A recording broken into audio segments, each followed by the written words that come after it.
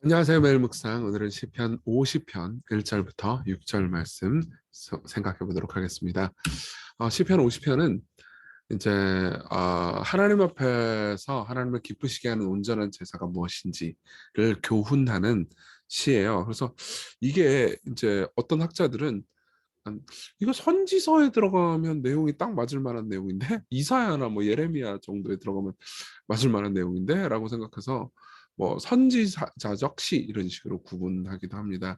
근데 아마도 뭐 우리가 부르는 찬송가도 마찬가지잖아요. 찬송가는 하나님을 높이고 찬양하는 것도 있지만 이렇게 뭐 교훈하는 내용의 찬송가도 있잖아요. 항상 음악을 붙이면 또 우리가 잘 외워지니까 그런 것처럼 이것도 하나님 앞에서 어떻게 행해라. 너희들 모두 하나님 앞에 심판 앞에 서 있다. 이걸 가르치기 위한 시인 것 같아요. 그래서 이제 5절에 보면 나의 성도들을 내 앞에 모으라. 그들은 제사로 나와 언약한 이들이니라. 그러니까 하나님께 예배드리는 사람이다 이거죠. 근데 어떻게 해야 돼요? 그냥 재물만 잘 갖다 바치는 게 아니고 우리 감사로 하나님께 제사를 드려야 된다. 이렇게 이야기를 하고 있습니다. 오늘은 이제 1절부터 6절까지 볼 건데요. 일단 본문을 한번 읽어드리겠습니다. 전능하신 이 여호와 하나님께서 말씀하사 해 돋는 데부터 지는 데까지 세상을 부르셨도다. 온전히 아름다운 시온에서 하나님이 빛을 비추셨도다. 우리 하나님이 오사 잠잠하지 아니하시니 그 앞에는 삼키는 불이 있고 그 사방에는 광풍이 불리로다. 하나님이 자기의 백성을 판결하시려고 위 하늘과 아래 땅에 선포하여 이르시되 나의 성도들을 내 앞에 모으라. 그들은 제사로 나와 언약한 이들이니라 하시도다.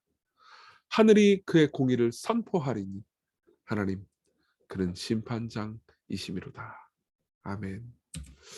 네, 이 부분은 이제 하나님께서 심판하시기 위해서 모든 사람들을 모으신다 이런 내용이에요. 여러분 이제 1절에 보면 전능하신 이 여호와 하나님께서 이렇게 돼 있죠. 이게 이제 히브리어로 보면 다 따로 있어요. 그래서 이 어순은 전능하신 이 하나님 여호와 이렇게 히브리어로는 이런 어순으로 되어 있습니다. 이게 다 각각 이제 의미가 있어요. 그분이 전능하신 분이다. 그리고 모든 것을 창조하신 분이시다. 하나님이시다. 그리고 그분이 여호와라는 이름을 쓸 때는 특별히 이스라엘 백성들을 아끼시고 이스라엘 백성들과 언약을 맺으신 그들의 하나님이다. 이런 의미이기도 하거든요. 언약 약속하신 사랑하시기로 약속하신 하나님이다. 이런 의미이기도 해요. 그러니까 그 하나님께서 해돋는 데부터 지는 데까지 그러니까 하나님께서 만드신 모든 피조세계 모든 사람들을 다 부르셨다는 거예요. 이게 이제 사실 마지막 날의 이미지를 딱 그리고 있죠. 그래서 온전히 아름다운 시온에서 하나님이 빛을 비추셨도다. 시온은 이제 하나님 백성들의 땅 이스라엘 땅을 상징하는 말이기도 하죠. 하나님께서 딱 빛을 비추셨어요. 너무 아름다운 그림이죠, 그죠? 근데 갑자기 이 아름다운 그림이 변합니다.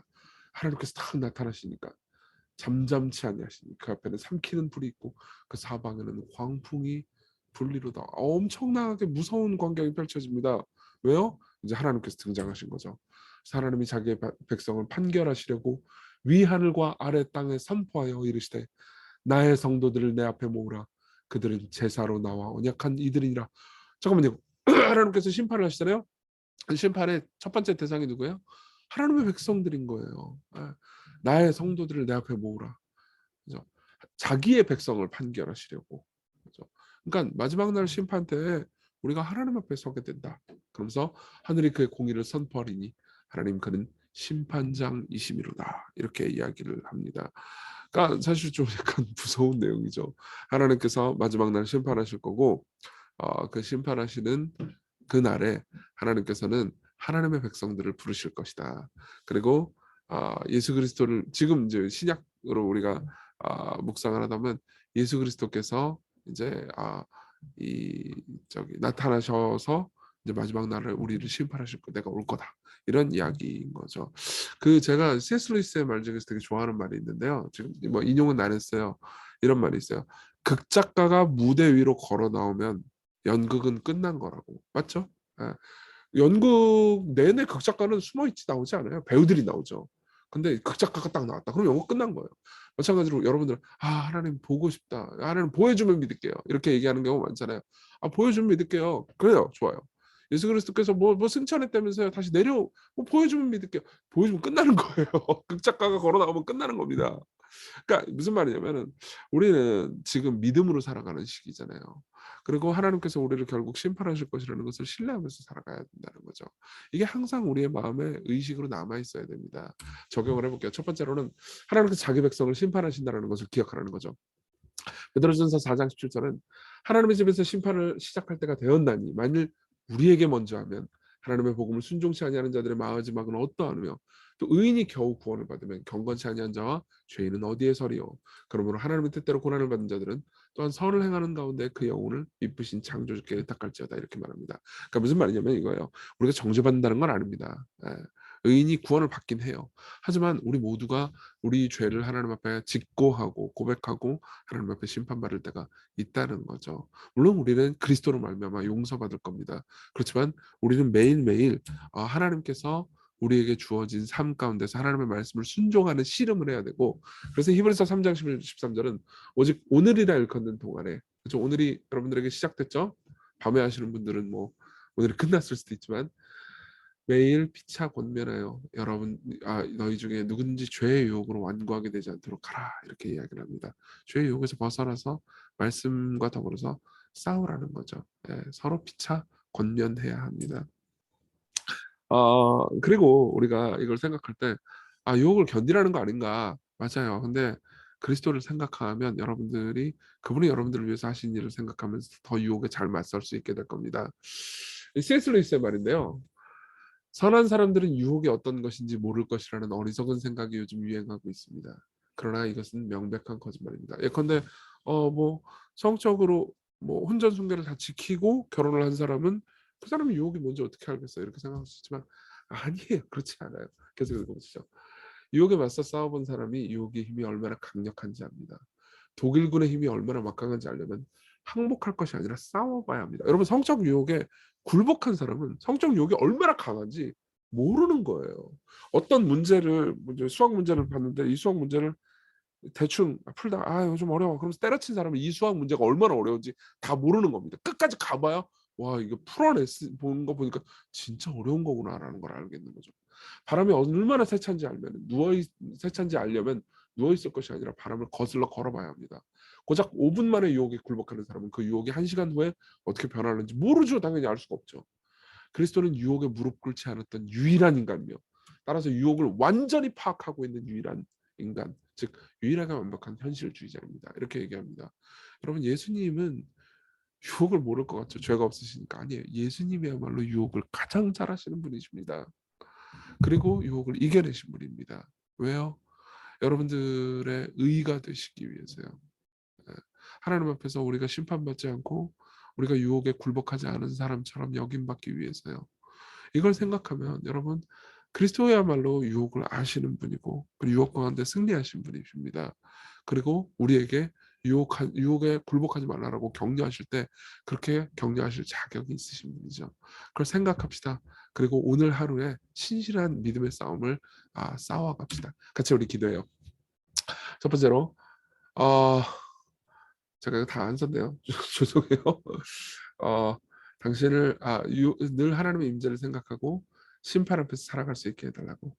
나 함께 하시는 하나님, 제가 하나님과 함께 해주세요. 그리고 유혹을 대하여 승리하신 주님, 당신을 바라면서 당신을 갈망하고 예수 그리스도를 바라보면서 오늘 하루 유혹에 맞서서 싸울 수 있는 힘 달라고 그렇게 같이 기도했으면 좋겠습니다. 우리 함께 기도합시다.